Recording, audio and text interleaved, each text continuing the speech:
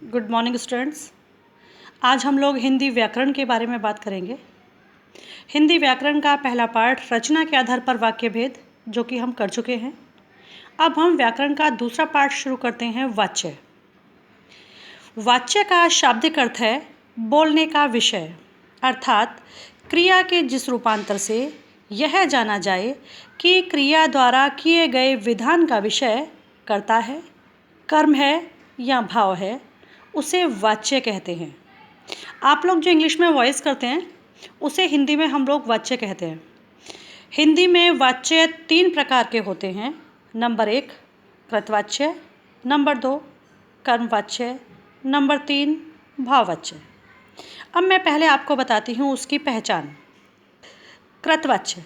कृतवाच्य में कर्ता के बाद से, द्वारा या के द्वारा का प्रयोग नहीं होता और इसमें कर्म हो भी सकता है और नहीं भी हो सकता है। नंबर 2 कर्मवाच्य। कर्मवाच्य में कर्ता के बाद से, द्वारा या के द्वारा का प्रयोग अवश्य होता है और इसमें कर्म भी होता है। नंबर 3 भाववाच्य। भाववाच्य में कर्ता के बाद से, द्वारा या के द्वारा का प्रयोग अवश्य होता है, लेकिन इसमें कर्म नहीं होता। मैं रिपीट कर रही हूँ। कृतवाच्य में कर्ता के बाद से, के द्वारा का प्रयोग नहीं होता।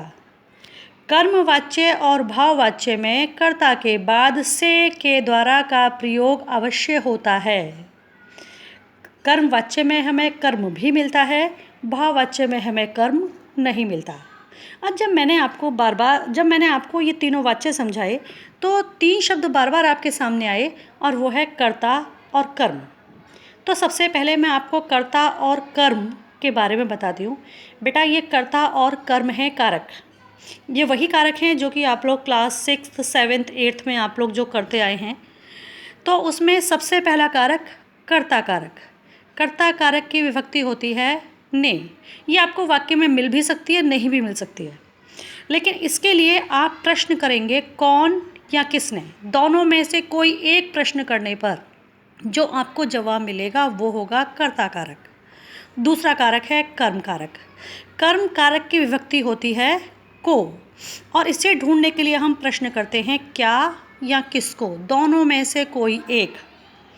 जब हम चाहे कर्ता कारक ढूंढने के लिए या फिर कर्म कारक ढूंढने के लिए जब हम प्रश्न करते हैं हम हमेशा क्रिया के साथ।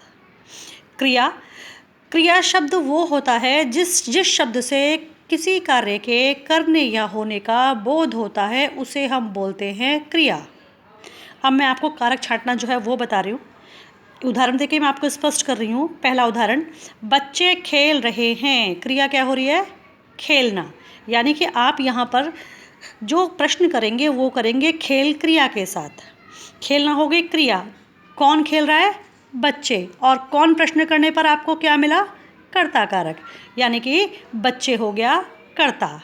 नंबर 2, सीमा चाय पीती है। क्रिया क्या हो रही है? पीना। कर्म कारक ढूंढने के लिए हम प्रश्न क्या करेंगे? क्या पीती है? चाय, यानी कि चाय हो गया कर्म कारक। सीधी सी बात है, कर्म कर्ता कारक ढूंढने के लिए आप क्रिया से प्रश्न करो कौन या किसने, जो आपको शब्द मिलेगा वो होगा कर्ता कारक। और कर्म कारक ढूंढने के लिए आप प्रश्न कीजिए किसको या क्या, जो आपको जवाब मिलेगा वो होगा कर्म। अब मैं आपको जरा वाच्य का अभ्यास जो है वो मैं आपको करवा रही हूँ। पहला उदाहरण, अशोक पढ़ता है। क्रिया क्या हो रही है? पढ़ना। अब इसमें सबसे पहले हम ढूंढेंगे कर्ता। तो कर्ता ढूंढने के लिए हम प्रश्न करेंगे कौन पढ़ता है? अशोक, यानी कि अशोक हो गया कर्ता। आज जहाँ पर कर्ता के बाद से या के द्वारा का प्रयोग नहीं होता उसे बोलते हैं कर्तवाच्य। जिस भी वाक्य में तुम्हें कर्ता के बाद से या के द्वारा ना मिले वो होता है कर्तवाच्य। अब हम करेंगे दूसरा उदाहरण। अगला उदाहरण है, अशोक पुस्तक पढ़ता है। क्रिया क्या हो रही है? पढ़ना। कौन पढ़ता है? अशोक। अशोक हो गया कर्ता कारक। अब देखिए यहाँ पे अशोक कर्ता के बाद कहीं पर भी से या के द्वारा का प्रयोग नहीं है। और जहाँ कर्ता के बाद से के द्वारा का प्रयोग ना मिले वो होता है कृतवाच्य। अगला उदाहरण, अशोक के द्वारा पुस्तक पढ़ी जाती है। यहाँ पे चाहे आप के द्वारा कहो या द्वारा कहो, बात एक ही है।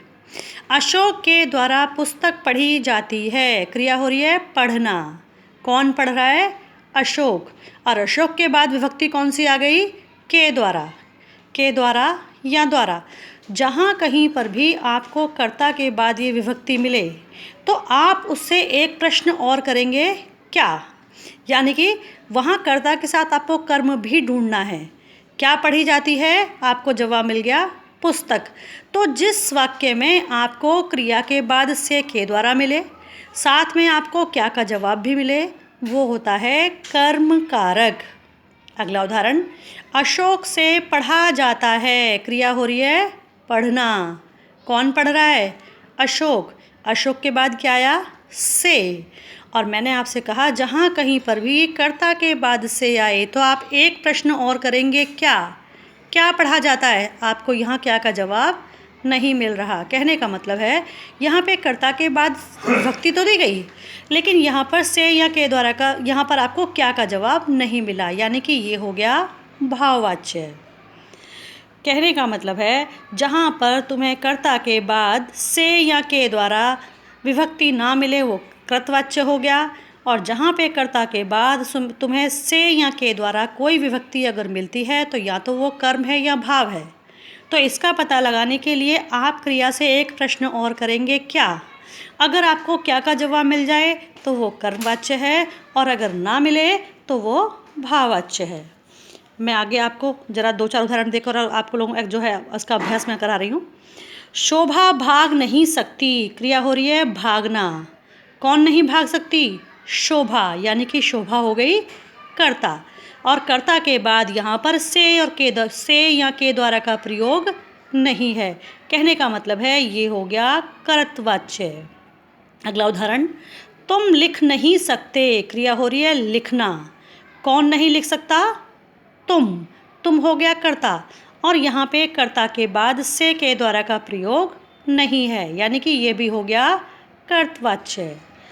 नेक्स्ट, सोहन से फुटबॉल नहीं खेली जाती, क्रिया हो रही है खेलना। कौन खेल रहा है? सोहन।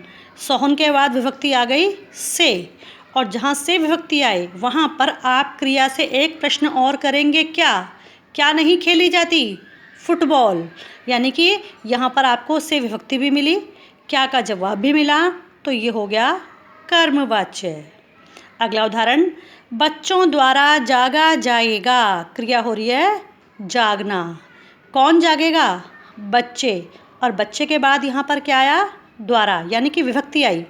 तो यहाँ पर आप एक प्रश्न और करेंगे, क्या जागा जाएगा? यहाँ पर आपको क्या का जवाब नहीं मिल रहा। कहने का मतलब है विभक्ति तो है, कर्ता के बाद विभक्ति तो है, लेकिन क्या प्रश्न का जवाब नहीं मिल रहा, तो ये हो गया भाववाच्य। अगला उदाहरण, बाढ़ पीड़ितों को सहायता दी गई, क्रिया हो रही है देना। क्या दी गई? सहायता। क्या? यानी कि हमें कर मिल गया। कौन दे रहा है?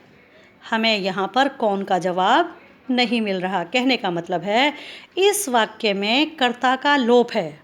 कर्ता का लोप मीन्स सब्जेक्ट यहाँ पर साइलेंट है, यहाँ पर कर्ता जो है वो छिपा हुआ है। तो जहाँ पर कर्ता का लोप होता है वहाँ पर हम कर्ता अपने आप लगाते हैं, लेकिन वो कर्ता लगाने के बाद कर्ता लगाते समय एक चीज़ का ध्यान रखा जाए कि ये जो पूरा सेंटेंस है इस पूरे वाक्य में कहीं पर कोई भी बदलाव ना आए, कोई चेंजिंग ना आए। तो हमने अपने पास से यहाँ पर लगाया सरकार के द्वारा, क्योंकि अगर बाढ़ पीड़ितों की सहायता अगर कोई करेगा तो कौन? सरकार। सरकार के द्वारा बाढ़ पीड़ितों को सहायता दी गई। अब कर्ता क्या हुआ? सरकार, और विभक्ति कौन सी आई? के द्वारा। कहने और उसकी यानी कि विभक्ति आ गई के द्वारा, क्या दी गई? सहायता। तो यहाँ पर विभक्ति भी मिली हमें और कर्म भी मिला, तो ये हो गया कर्मवाच्य। अगला उदाहरण, मुझसे अब चला नहीं जाता, क्रिया क्या हो रही है? चलना। कौन चल रहा है? मैं से बन गया मुझ, और मुझ के बाद क्या आ गया? से कहने का मतलब है से के बाद यहाँ पर आई विभक्ति। अब जब विभक्ति है तो एक प्रश्न और करेंगे, क्या नहीं चला जाता, हमें जवाब नहीं मिल रहा, तो ये हो गया भाववाच्य। अगला उदाहरण, अमित से दौड़ा नहीं जाता, क्रिया हो रही है दौड़ना।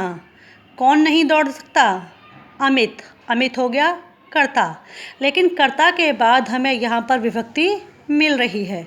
अगर विभक्ति है कर्ता के बाद तो हम फिर से प्रश्न करेंगे, क्या नहीं दौड़ा जाता, हमें क्या का जवाब नहीं मिल रहा। विभक्ति तो मिल रही है लेकिन कर्म नहीं मिल रहा, क्या का जवाब नहीं मिल रहा, इसलिए ये हो गया भाववाच्य। नेक्स्ट, नानी के द्वारा खीर बनाई गई, क्रिया हो रही है बनाना। कौन बना रहा है, नानी, और नानी के बाद आ गई विभक्ति द्वारा, और जहाँ पर कर्ता के बाद विभक्ति आती है वहाँ पर हम कर्ता से एक प्रश्न और करेंगे, क्या बनाई गई, खीर। कहने का मतलब है हमें यहाँ पे कर्ता के बाद द्वारा विभक्ति भी मिली और हमें क्या प्रश्न का जवाब यानी कि कर्म भी मिला, तो ये हो गया हमारा कर्म कारक। अगला उदाहरण, गर्मियों में खूब नहाया जाता है, क्रिया हो रही है नहाना। कौन नहा रहा है, पता नहीं, यानी कि हमें यहाँ पर कर्ता नहीं मिला, कर्ता का यहाँ पर लोप है, तो हम यहाँ पर कर्ता लगाएंगे लेकिन वाक्य में कोई बदलाव ना आए। तो यहाँ पर आप लगाएंगे मैं या मुझसे, हम या हमारे द्वारा, कोई भी एक, ठीक है। तो हमने लगाया गर्मियों, हमारे द्वारा गर्मियों में खूब नहाया जाता है। अब यहाँ पर हमारे द्वारा यानी कि हम के बाद विभक्ति कौन सी आ गई, द्वारा, और क्या नहाया जाता है, हमें जवाब नहीं मिल रहा। कहने का मतलब है हमें यहाँ पे द्वारा तो मिला लेकिन हमें क्या का जवाब नहीं मिला, इसलिए ये क्या हो गया, भाववाच्य।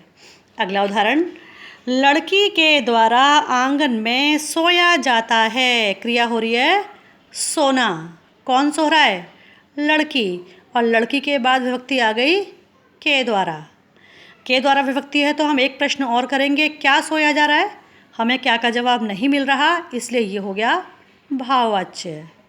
नेक्स्ट, बच्चा रोता है, क्रिया क्या हो रही है, रोना। कौन रो रहा है, बच्चा, और बच्चा हो गया कर्ता, यानी कि कर्ता के बाद से या के द्वारा का प्रयोग नहीं है, और जहाँ पे कर्ता के बाद से के द्वारा का प्रयोग ना हो वो होता है कर्तवाच्य। नेक्स्ट, मुझसे खाना नहीं खाया जाएगा, क्रिया हो रही है खाया। कौन खा रहा है, मैं से बन गया मुझ, और मुझ के बाद विभक्ति कौन सी आ गई, से है, तो एक प्रश्न और करेंगे, क्या नहीं खाया जाएगा, खाना, क्या का जवाब मिल गया, यानी कि ये हो गया कर्मवाच्य। नेक्स्ट, हम स्वामी दयानंद को नहीं भूल सकते, क्रिया हो रही है भूलना। कौन नहीं भूल सकता, हम, और हम के बाद यानी कि कर्ता के बाद से के द्वारा का प्रयोग नहीं है, तो ये हो गया कर्तवाच्य। नेक्स्ट, मुकेश पतंग उड़ा रहा है, क्रिया हो रही है उड़ाना। कौन उड़ा रहा है, मुकेश, और मुकेश के बाद से या के द्वारा का प्रयोग नहीं है, यानी कि ये हो गया कर्तवाच्य। नेक्स्ट, अब घर चलें, क्रिया हो रही है चलना। कौन चले, पता नहीं, हमें यहाँ पे कर्ता नहीं मिल रहा, तो हम फिर से कर्ता अपने पास से लगाएंगे।